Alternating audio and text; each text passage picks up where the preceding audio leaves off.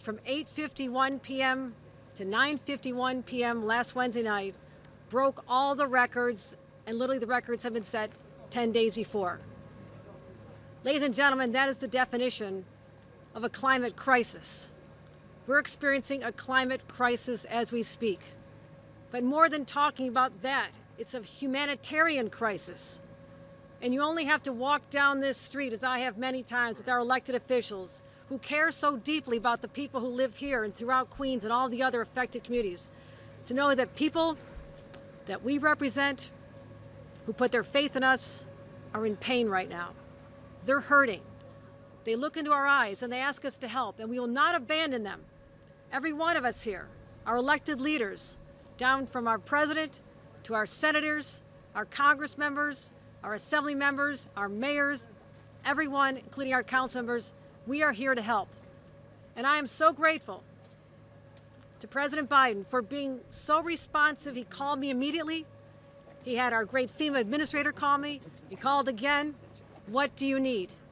And after I issued the emergency declaration in the crisis, we put forth a request for a major disaster declaration. Now, just about 10 years ago, I was a member of Congress. 9 years ago, we had Katrina. And those of you who experienced that understood that it took from October till December, even January, before the aid came to our state. People were playing politics with people's lives back then, despite the best efforts of our leaders here. I'm so proud to say that we've never seen a response like we've seen from President Biden and his administration and our leadership in the Senate and the House of Representatives.